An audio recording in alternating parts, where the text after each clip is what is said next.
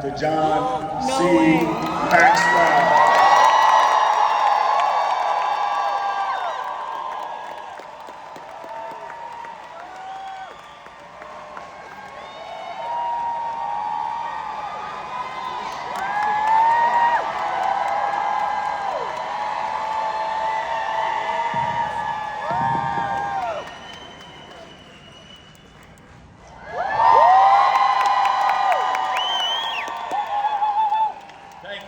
Thank you. You may be seated.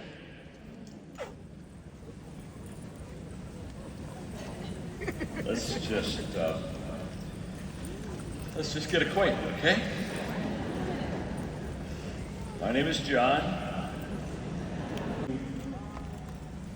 I'm really looking forward to our time together today. And congratulations, I've been watching all of you get your awards backstage. Congratulations on your good hard work, your success. I want you to have more of it. I want more on stage next time than this time, right? And thanks, Don, for allowing me to come and be a part of your incredible team and the great work that you've done. Just to get acquainted, my wife Margaret and I have been married for 56 years. We have 2 children, we have 5 grandchildren. Grandchildren are God's reward for you not killing your children. And I have for over 50 years traveled the world, writing, thinking, teaching, equipping, mentoring people. Discovered it's about 65, you get wisdom. And when I watched everybody on stage, I thought, boy, they've got a long time to wait, don't they? You know, God has a great sense of humor. When you're young, He gives you energy and no wisdom, and when you're old, He gives you wisdom and no energy. So what I'm going to do is have just for a moment, just a little fun with you. I want to explain life to you, okay? So, and then I'm going to really do some major teaching to put under your belt. But this, I just want you to know what life is all about, and I know it because I have wisdom. And I'm going to read this to you, and in 2 minutes, you're going to understand life like you've never understood before. So look at your neighbor and just say to them, you're about to understand life. Go ahead and tell them. In fact, look at him and say, why do you think I brought you here? So here we go. On the first day, God created the dog, and God said, sit all day by the door of your house. Bark at anyone that goes by. I'm going to give you a lifespan of 20 years. And the dog said, that's too long to be barking. Give me 10 years and I'll give you back the other 10. And God agreed. On the second day, God created the monkey. God said, entertain people, do monkey tricks, make them laugh. I'll give you a 20-year lifespan. The monkey said, how boring, monkey tricks for 20 years? I don't think so. The dog gave you back 10. So that's what I'll do too, okay? And God agreed. And on the third day, God created the cow. God said, you must go out in the field with the farmer all day long, suffer under the sun, have calves to support the farmer. I'm going to give you a lifespan of 60 years. The cow said, that's kind of a tough life. You want me to live for 60 years? Let me have 20, and I'll give you back the other 40. God agreed. So on the fourth day, God created man. God said, eat, sleep, play, marry, enjoy your life. I'll give you 20 years. Man said, what? Oh, only 20 years? I'll tell you what. At the 40, the cow gave you back. At the 10, the monkey gave you back. At the 10, the dog gave you back. That makes 80. Okay, God said, you got a deal. So that is why, for the first 20 years, we eat, sleep, play, enjoy ourselves. For the next 10 years, we do monkey tricks to entertain the grandchildren. 40 years, we slave in the family to support our family. But for the last 10 years, we just sit on the front porch and we bark at everybody that goes with us. We just had life explained to you right there.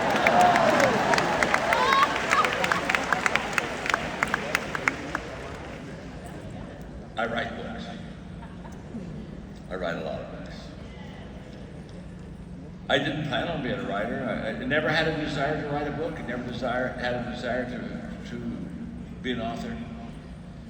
But when I was very young, in my 20s, I had a terrific mentor named Les Parrott. Now, my life has been incredibly blessed by mentors in my life. I've had a lot of men and women who have just invested in me, and I am where I am today because of mentoring. In fact, I'm passionate about personal growth.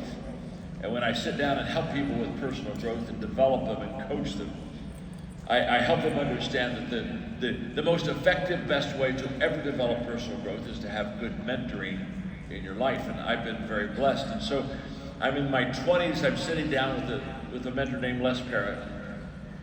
And he had written 6 books. And I said, Les, why do you write books? And he said, I write books to extend my influence beyond my personal touch. He said, I want to touch people that I'll never meet. I want to help people that I'll never know. I want to add value to people that I'll never see.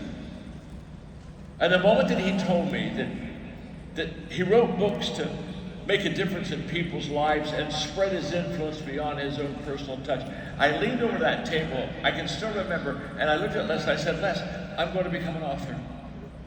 And I became an author, not because I wanted to be an author. I started writing books not because I want to write books. I wanted to extend my influence and help people. It began to light a fire within me to add value to people like you today, that many of you, I've never been able to personally touch you, but the books have. The books are kind of like the John the Baptist of my life. They go before me, say, the old man's coming, the old man's coming. So when I decided to write books, I asked myself, well, what am I going to write about? Now, every day, because I am a writer, every day of my life, people come into my life and they say, I want to write a book. And I said, well, wonderful. I said, and I asked them, what do you want to write a book on? And almost 90% of the time, people say, well, I want to write a book about my life story. And I said, well, that's nice. Your mother will buy that book. Your sister will buy it. Your favorite aunt will buy it. The neighbor next door will buy it. After about a dozen copies, you're out. You see, if there's anything I want to teach you today, I want to teach you that it's not about you. It's not about me. It's about others. So when I wrote a book, I decided I don't want to write a book about me. I'm me. It's okay. My name's John. I'm your friend. But I want to write a book that'll help you. What do I write about that'll add value to you? And for 16 months, I never wrote. I just thought. What do I write about that'll help people? And I came to the conclusion, after 16 months, that there were 5 things that I needed to write about that would help you, would help me, would help anybody be successful in life. And I can tell you that once you help people get better, and that's what I love so much about what you're doing here.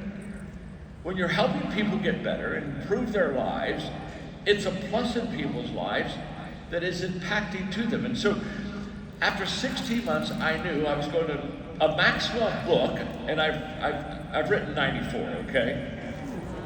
And it's okay. It's not a big deal. It's not a big deal. I mean, think about it. If you've written 94 books, you just have to be old. If you're not old, you can't write 94 books. You know what I'm saying? So I just, it's like somebody asked me, how did you become the #1 leadership expert in the world? I said, it's very simple. It's not complicated. I outlived the others. Well, I used to be 10, and somebody died. 9, 8, 7, 6. Another one bites the dust. One day, the guy ahead of me died. Here I am.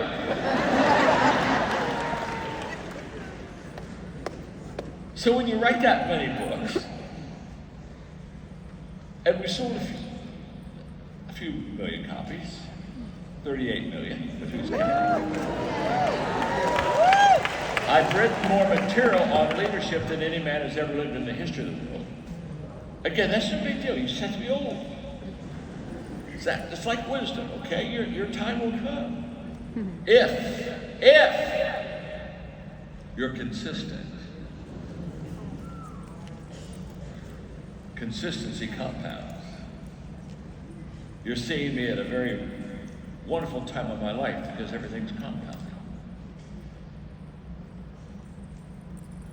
So many people, they don't stay the course, and so they lose their way, and they never succeed and reach their potential.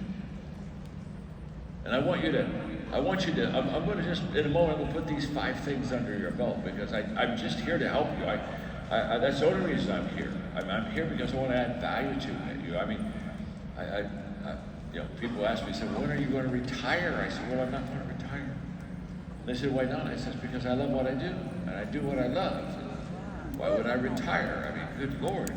Sometimes they feel sorry for me. They say, well, are you okay financially?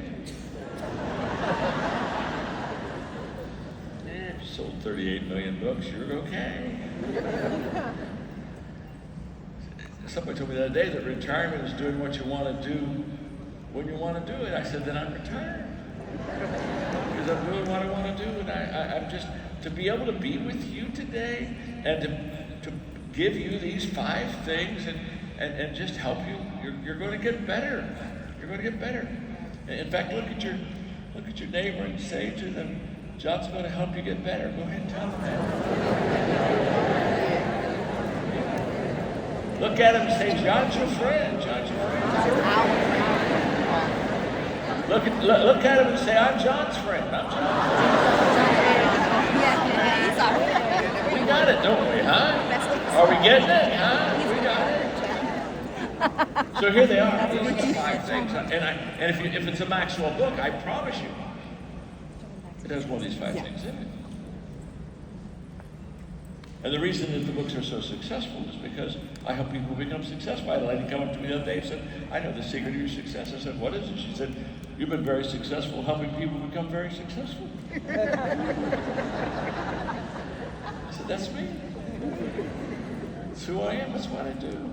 My name's John.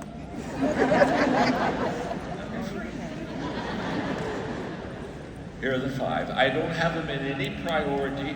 One's not more important than 4, okay? I'm just giving you the 5 things that you need to put into your belt. If you put these 5 things into your belt, you'll be on stage next time. You'll just be on stage. Just trust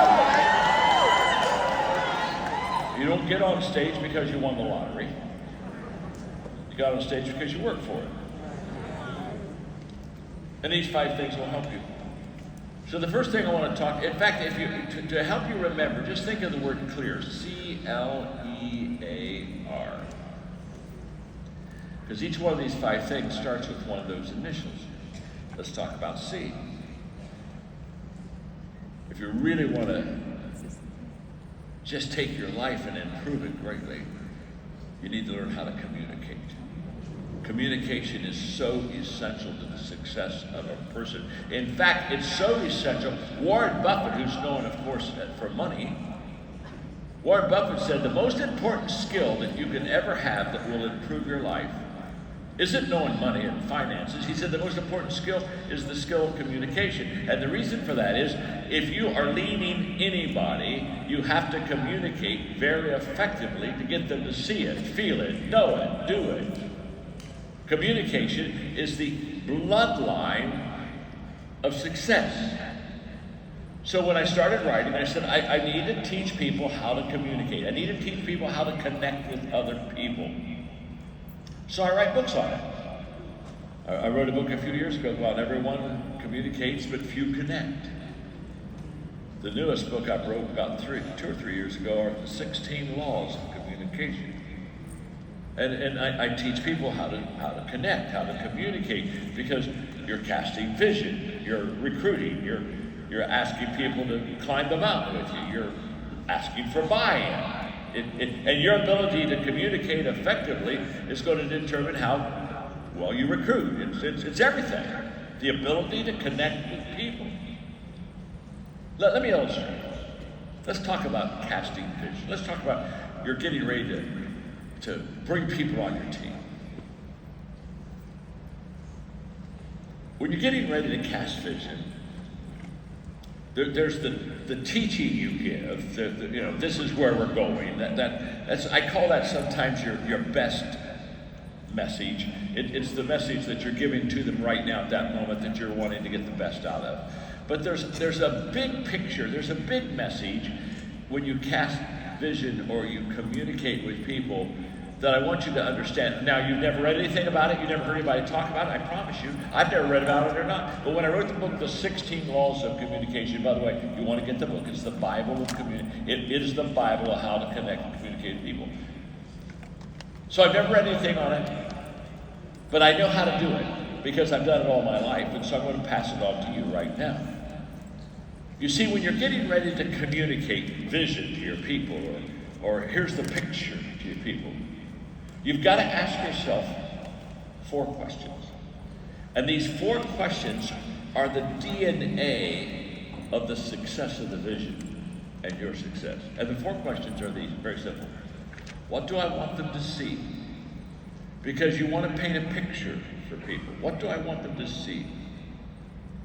Question 2, what do I want them to know? Question number 3, what do I want them to feel? And question number 4, what do I want them to do? Those are the 4 questions you ask yourself. I challenge you to do that. On your own, sometime, maybe tomorrow, just look down and say, okay, when I'm trying to recruit somebody to the team, when I wanted to cast the vision of what we're doing and how we're making a difference, what do I want? What do I want them to be? What do I want them to see? What do I want them to know? What do I want them to feel? What do I want them to do?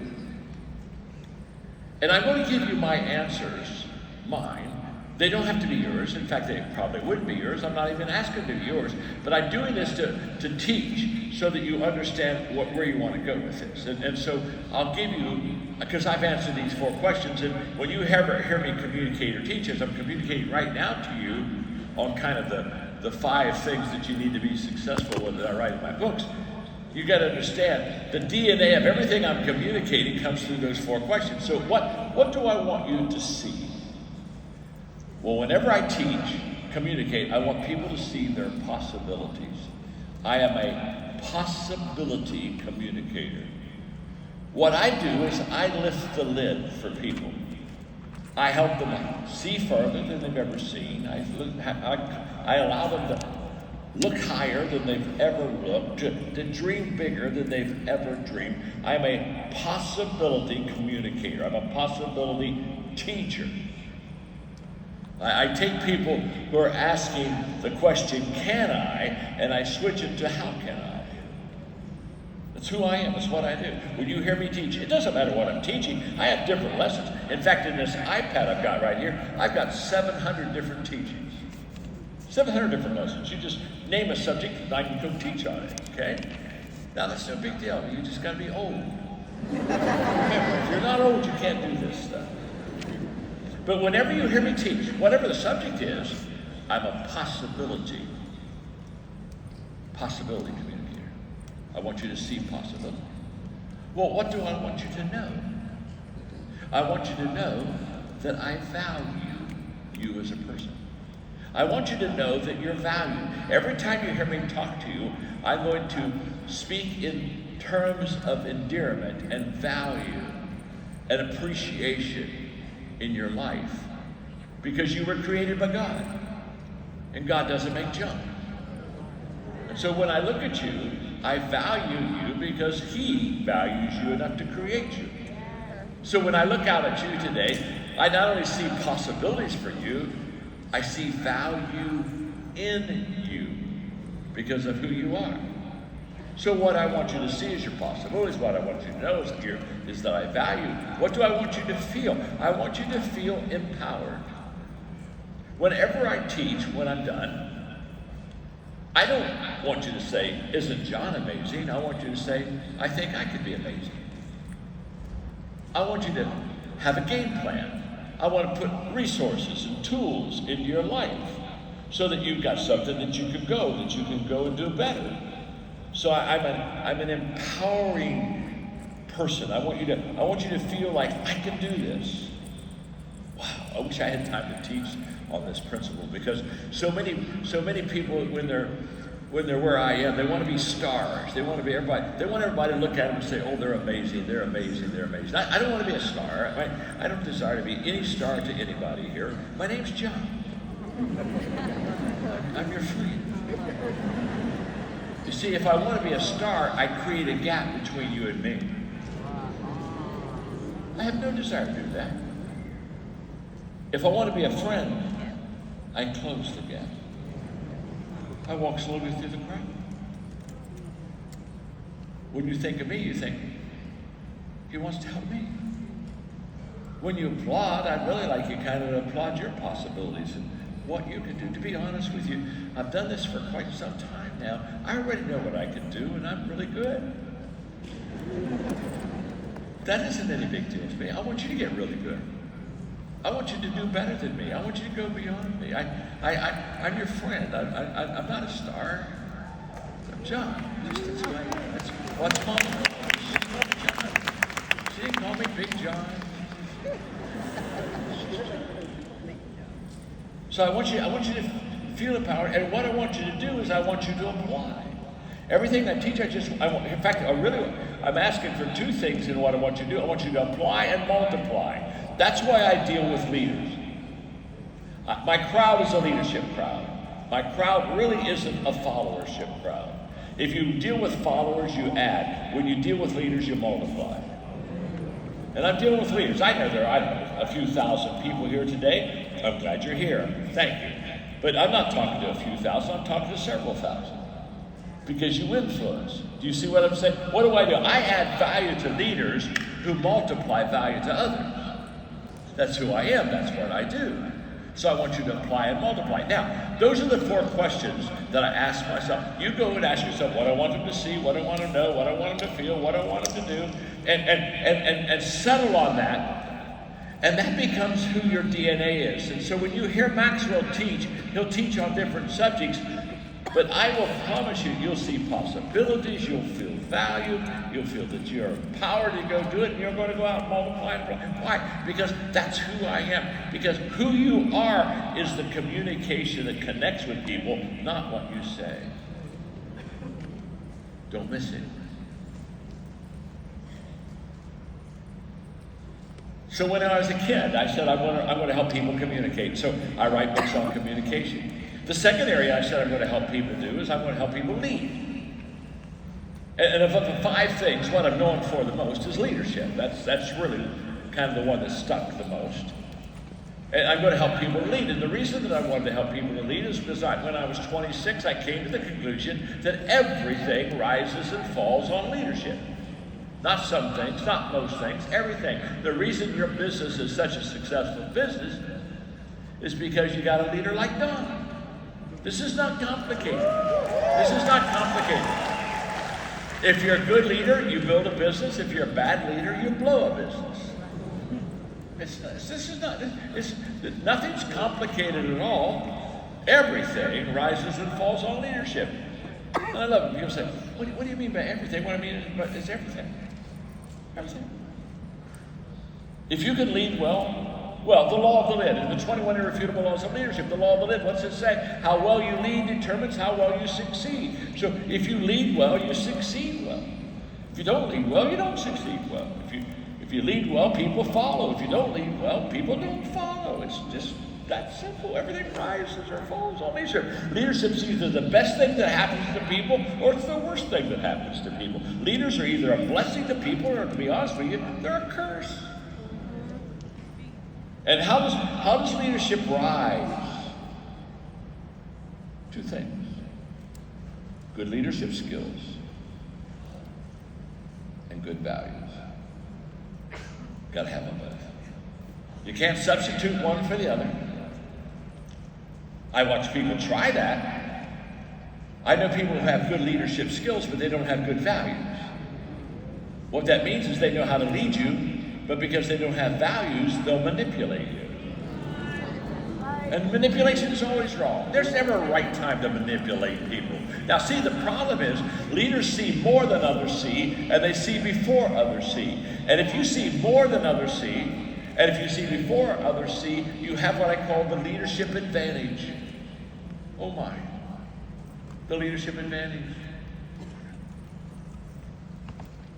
What that means is, if I see more than you do, and if I see before you do, I'm going to win. Now the question is, am I going to see that and use that advantage to help you get better, or am I going to use that advantage to help me get better? I spend several times a year with leaders of countries. I'll fly to Argentina in a couple weeks and be with the president. I'll address Congress. I'll be with the Supreme Court. I'll be with the top 10 businesses of the country. We do leadership all around the world. And when I'm with presidents and prime ministers, and I get them alone. I get all the handlers out of the place, and just the two of us. So we're side by side. I'm looking right at the leader. The first question I ask them, as soon as I'm alone, is just one simple question. Since you're leading the country, are the people better off, or are you better off? Come on, who's winning? Because leaders are to help people. They're to add value to people. They're to lift people. It's all about people. And if you have good values, you'll help people. If you don't have good values, you'll help yourself. I wrote a book. It's a new one. You want to get it? You want to get all my books? 94? Have a whole Maxwell life? I wrote a book called High Road Leadership. It's a must. It's the best leadership culture book I have ever written. It's 12 chapters of 12 distinguishing characteristics of a high road leader. Now just fasten your seatbelt, because remember this, people do what people see, not what people hear. And culture is essential to your success. Understand that. Vision is important, but culture is 10 to 1 more important than vision. Vision is what you see. Culture is who you are and what you do. Behavior gets you to your destination, not eyesight. So culture is essential. And when I wrote High Road Leadership, listen to the characteristics of a high road leader. I'm just reading you the chapters of the book. Listen to this. High road leaders, what do they do? They bring people together. In fact, the book High Road Leadership subtitle is Bringing People Together in a World That Divides. High road leaders bring people together. High road leaders value all people. High road leaders acknowledge their humanness. High road leaders do the right things for the right reasons. High road leaders give more than they take. High road leaders place people above their own agenda. High road leaders embrace authenticity. High road leaders are accountable for their actions. High road leaders don't keep score. High road leaders desire the best for others. You see, you know you're with a high road leader when they want more for you than they want from you.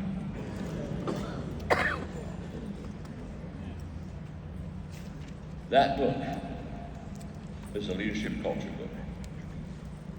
You just sit down with your team and you walk them through those 12 pictures of a high road leader. Trust me, everything changes. I just want to say this also. And, I just saw my clock. Good. I've been looking over. I know there's a clock somewhere. It's over there. Oh my gosh, that's not bad. It says I have 3 hours and 45 minutes.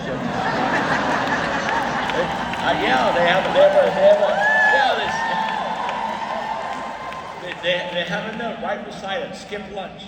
Now, we're not going to do that. Don't you worry. I mean, haven't you heard a speaker right before lunch, and it sounded like he was going to go on, and you were hungry? And you thought, oh my. Oh, he's good, but he's not that good. So if you ever, we're kind of like before lunch, and you're looking at me, and you said, how long is he going to speak? And I'm going to help you. If the speaker looks like me, a little fat, you will not miss lunch. We don't miss lunch. We don't miss lunch. That's important. Now, if your speaker is some skinny person, you're going to be fasting today. So I'm just having fun with you. We'll get lunch in, but let me just take a moment, because when you're developing leaders, it's a process. It's not an event. In fact, in the 21 irrefutable laws of leadership, I have one of the 21 laws is the law of process. It says leaders develop daily, not in a day. So people come to me all the time. I have 7 companies, and I have a leadership training company that trains.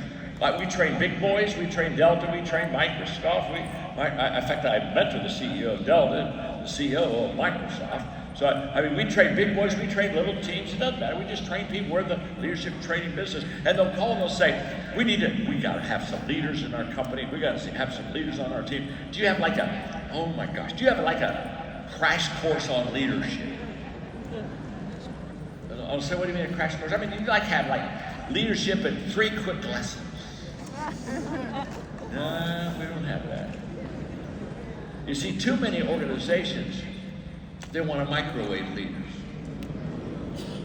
They got a leadership microwave and they want to put people in them, push some numbers and zap them. Yeah, that's right. That's why we have so many Pop-Tart leaders running around. I look at them all the time and I say, oh my gosh! They've been zapped. Yeah, they microwave school, they sure did.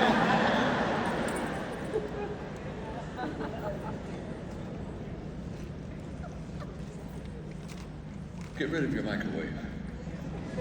You need a crock pot leader.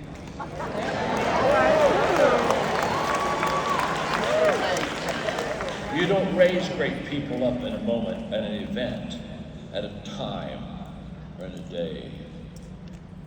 It's a process. But it's a life-changing process. And I want to encourage you, commit yourself to the process. Again, consistency compounds. If you could see the leaders on my team, my executive assistant has been with me for 39 years. The CEO of my company has been with me for 24 years. My head writer has been with me for 32 years. I can go on and on. I got great people around me that just take me to new levels, but I've crock-potted them. I don't shortcut the process. Leadership is life-changing, but it takes a life to learn it. So commit to it. Okay. Wait, I want to teach you how to communicate. I want to teach you how to lead. Let me give you the third thing. This is so essential. I don't want to write about leadership and communication. I write about equipping. I write a lot about how to build a team, how to equip people, how to coach people. I have the largest coaching company in the world. We have 70,000 coaches in 172 countries in the world. I got equipping, coaching, mentoring down. It's really my sweet spot. I'm known for leadership. We're the largest equipping organization in the world. We've equipped 6 million leaders in every country. We got equipping down. Again, that's no big deal. Just got to be old. Just got to be old. If you're not old, you can't do those kind of things. But you see, if I could just walk off the stage, and if I could come down to where you are, and we could have a conversation, and boy, would I love just to have a conversation with you. Wouldn't that be just fun, just you and I tomorrow? I'd ask you 2 questions. 2. These 2 questions will tell me just about everything I need to know. Question number 1. What are you doing to develop yourself? The first investment you ever make is in you, not because you're selfish. The first investment you make is in you because you cannot give what you do not have. You've got to get it first to give it. And so I applaud you. You're here. You're investing in you. Bet on you. In fact, people ask me once in a while, will you sponsor me? I say, no, I won't sponsor you. Sponsor yourself. Dear God. Why would I bet on you before you bet on me? You bet on you. And if you bet on you, I may come in and bet on you too. But you're going to bet on you before I bet on you. Because if you don't bet on you, I bet you won't go anywhere. So you bet on you. You invest in you. So the first question I'd ask you is, what are you doing? What are you doing to invest in yourself? What are you doing to make your life better? To grow in this business so that you have a lot to give? I run around leaders and they're leaders by name only, but they don't have anything to give. You got to keep growing. You got to keep learning. You got to keep improving your own life. Second question, what are you doing to develop others? That's the equipping question. And by the way, the reason I asked the equipping question is because all of compounding comes in equipping. All of compounding in your business, it comes in equipping people. I mean, the only way you can compound time is through people. The only way you can compound influence is through people. The only way you can compound money is through people. It's through people. You got to be able to equip people. You got to be able to equip them well. Just let me give you, again, I'm just giving you an overview on these 5 things. I'm just kind of touching the peaks is all I'm doing. So let me give you the 5 steps that you always need to walk through to equip people. If you're trying to equip your team and develop team people, there are 5 steps that are just essential for you to equip well. But what's really beautiful about these 5 steps is every one of you in this room can do these. I mean, these aren't hard steps. These aren't like steps beyond you. These are steps, essential steps. But you can take them. I want you to take them. In fact, when I give them to you, if you just go out and do what I tell you, you'll just start equipping people better than you've ever equipped people together. And they're all simple. And the reason they're simple is because I want you to do them. I want you to learn them. You see, I'm a communicator, not an educator. Now, I have 3 degrees, so I got education under my belt, okay? I paid my time. But educators take something simple and make it complicated. If you're not confused, they're not happy. And communicators take things complicated and make them simple. I'm a communicator. My name's John. I'm your friend. I put the cookies on the lower shelf. I want everyone to have some. You know what I'm saying? It's obviously, I've had a few myself. 5 steps. Here they are. Step 1 is I do it. Step 1 has nothing to do with equipping. It has everything to do with you. You can't equip people in something you don't do. And yet I watch people try it all the time. I go into companies and they got equippers that are equipping people to do something they can't do. It's like me saying, I'd like to teach you ballet. It isn't going to work. Step 1 is I do it. If you do step 1, that's the credibility of an equipper. When you do it, other people can learn it. Step 1 is I do it. Step 2, I do it and you are with me. Now we're going to talk about example and demonstration. You're going to watch me do what you're going to learn to do. And the best way to learn to do something is to watch somebody else that can do it well. And because I do it well, you're going to learn to do it well because you're watching me. So step 1 is I do it. Step 2 is I do it and you're with me. Step 3 is you do it and I'm with you. Now I'm your coach. Now I'm your mentor. Now we're sitting down and I'm watching you and I'm saying, hey, now if you'll just change a little bit of this and you'll tweak a little bit of that, and I just kind of adjust you a little bit and I just make you better. You just get better. So I'm coaching you in level 3. Level 4 is you do it. There comes a time when they're empowered and you say, you got it, go do it. Now multiply, go build a team, help me out. Let's build a great team together. Now what most equipping stops at level 4. 99% of all equipment is, okay, well, they're good. I've equipped them. Yay, wonderful. No. There's step 5. Step 5 is where the magic is. Step 5 is where the huge return is. Step 5 is how I built the largest coaching company in the world in 13 years. It's not complicated at all. It's why that we've been so successful in everything. We understand step 5. Step 5 is just life-changing. But let me give you the first 4 again. Make sure we got it. I do it. I do it. You're with me. You do it. I'm with you. You do it. Step 5. You do it, and someone is with you. You never equip someone until they go out and equip someone else. Equipping doesn't end with you. It begins with you. And the moment that you equip someone else, now we're multiplying like crazy. That's how we equipped 6 million people in 19 years in every country in the world. We didn't allow anybody to come to our equipping teaching until they signed up to equip 10 people to do it after we taught them how to do it. And if they did not sign up 10 people, they couldn't come. We turned them away at the door. We said, we aren't spending time with people who aren't doing what they need to do. Go home. In the name of Jesus.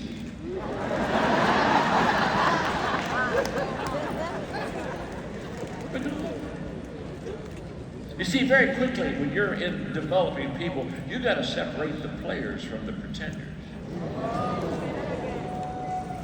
Because there's a whole bunch of pretenders. They want to take a ride, and they want you to carry them. So you're spending all your time carrying people you shouldn't carry. First thing I teach them is you walk yourself. I'm not carrying you at all. Hello? Yeah, my name's John. I'm your friend. Oh, I got 2 more, and I've got 8 minutes and 37 seconds. So let me get these out of here. Come on. Okay, are we learning? Before I go on, are we learning something? If you're learning something, I'll give you the other 2. If you're not learning something, I can go home. We eat early. We can have early lunch. We can have lunch now. Okay. The 4th area that I write about all the time is attitude. Okay.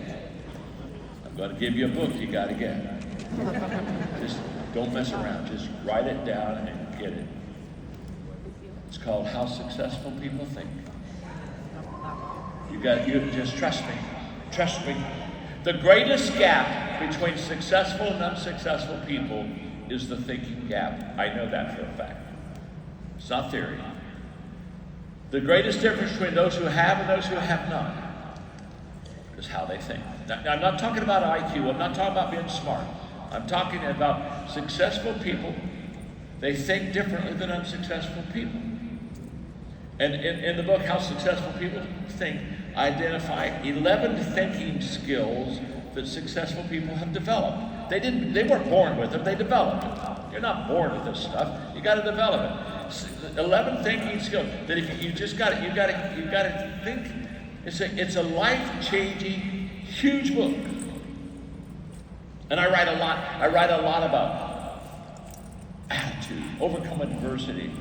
I write a lot about failure and how to handle failure. In fact, I got a book coming out this spring called How to Receive a Return on Failure.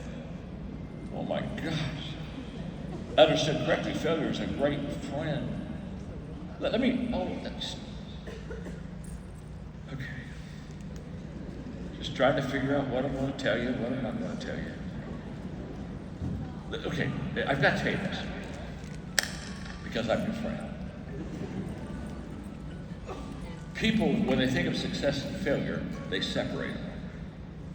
We're taught culturally to separate. People say, do it right, don't do it wrong. Get it right, don't mess up. And they separate, and you can't don't separate success and failure. It's a huge mistake. You don't ever separate success and failure. Success and failure aren't meant to be separated. They're meant to be close together side by side. Let me illustrate.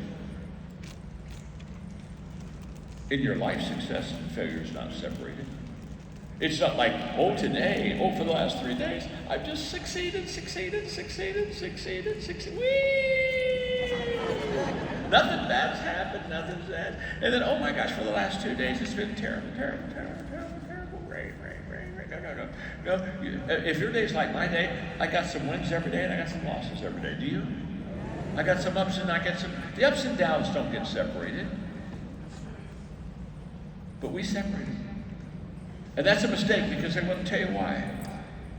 When you separate them, success and failure both get exaggerated. Success looks better than it is, and failure looks worse than it is. But when you put them together, They balance each other out. You see, if I'm really on a run and I just got the Midas touch and I'm succeeding, I keep failure right beside my success, because if I have failure close to my success, it gives me humility. And humility is the most important quality of a leader because it makes them teachable. So with my success, I keep failure close, so I am humble even in my wins. And let's go over to the other side. In my failures, I'm in the ditch. It's not good. It's terrible. I keep success right beside my failure, because if I keep success close to failure when I'm failing, it gives me resiliency. It says, get back up, get out of the ditch. You've been here before. You can turn this thing around. I'm never up. I'm either up or getting up. Woo! This is huge.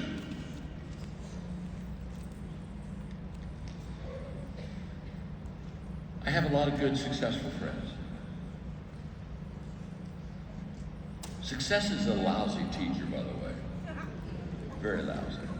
Makes people think they can't lose. You'll get real delusional on that stuff. I was talking to a wonderful friend.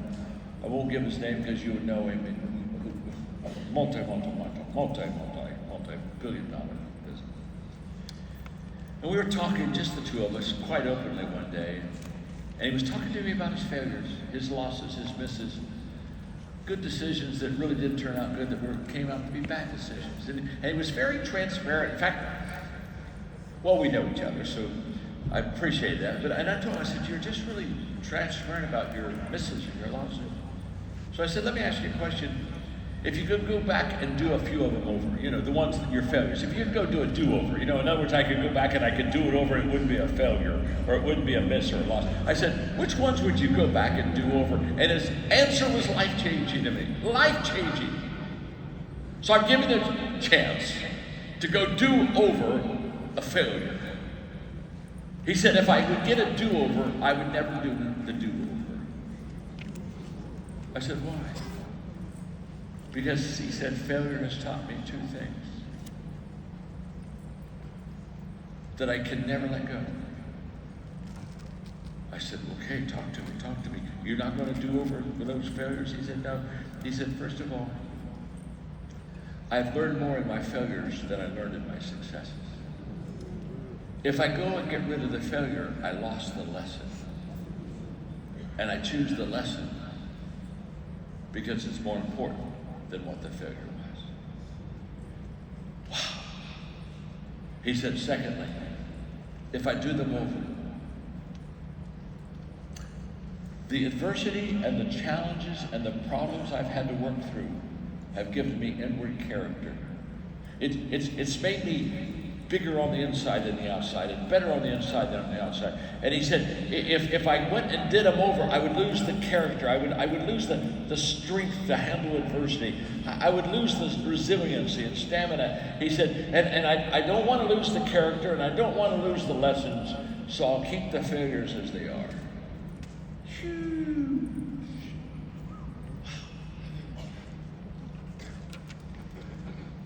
The last thing, you are such a great audience. God, if I come back again, I just have to have more time.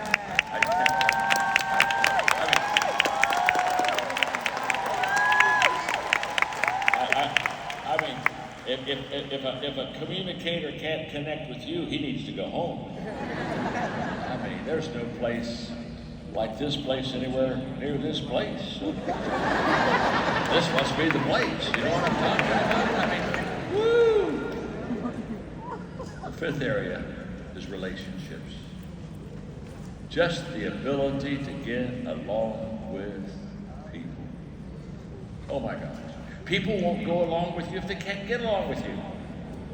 And I run into people all the time. They're in the people business and they're not any good with people. Oh, it's a hard job. You're in the people business and you're not good with people. I just want to take you to lunch. I'll buy the lunch. I just want to look across the table and say, hey, my name's John. I'm your friend. And I just want you to know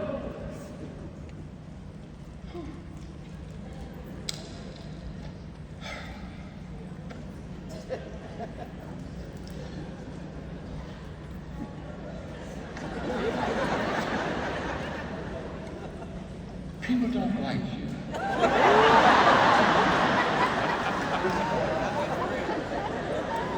It's hard to build a people business when people don't like you.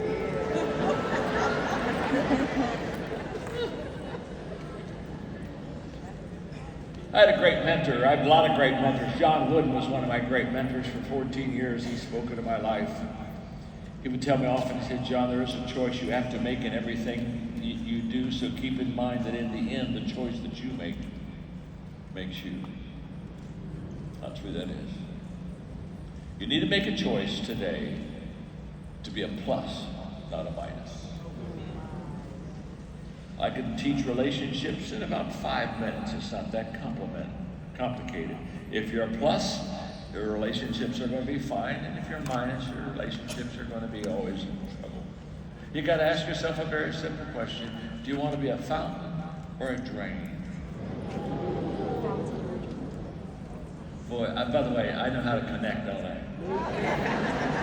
I just like to lead an orchestra. I just make comments and you make sounds. It's like you're just a beautiful orchestra. But you got to make a decision. A fountain's a plus. A drain's a minus. When you go to Rome, you go to see the fountains of Rome. I mean, and you go and they're inspiring and they're beautiful and they're gushing with water and they're full of energy and life, and you just kind of feel better being around the fountain. There's nobody that's ever gone to Rome to the Chamber of Commerce and say, now, what I do is I like to visit drains. Could you point me, where's the drains in your city? I'd like to go and take pictures of things that suck water.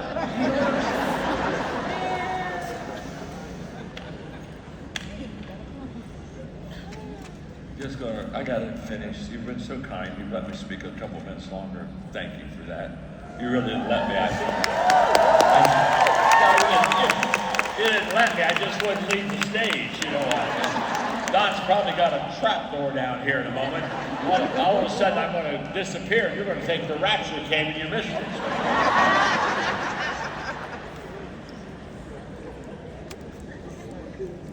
I love direct marketing. The reason I love direct marketing is because everywhere I go, I see people improving their lives, and I'll ask them, what caused you to improve your life? And so often people say they were part of a direct marketing company. They started reading good books, and they started hanging around with good people that really wanted to add value to others and put people first. I love the culture. I love who you are. I love what you do. And I did a book that I never really published. I just did it for direct marketing called The Power of 5. Yeah. I see some of you haven't, but I never went out and marketed. It's just kind of, and they said they put a QR code on it. So if they put a QR code on the screen, if you just take a picture of that, I talk about in this book. It's a pure book for direct marketing. The 5 essentials. The 5 essentials that you need to get under your belt to be great in this business. And I will promise you, it's a simple book. It's not a big book. It's probably 80 pages. It's not huge. But in it, I talk about how I value you and what you do, and how I want to add value to you because I value you and what you do. So I want to thank you. Don, I want to thank you, sir, for your friendship. I want to thank you for letting me giving me the privilege to speak to these beautiful people. And I want to thank you because I greatly value you, and I see you not only as you are today, but I see you as who you can become tomorrow. And always remember, my name is John. Thank you very much.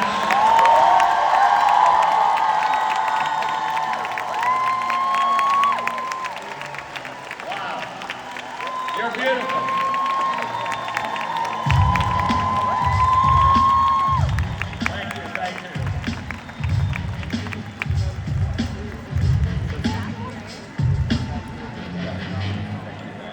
Ladies and gentlemen, I'm Dr. John C. Maxwell.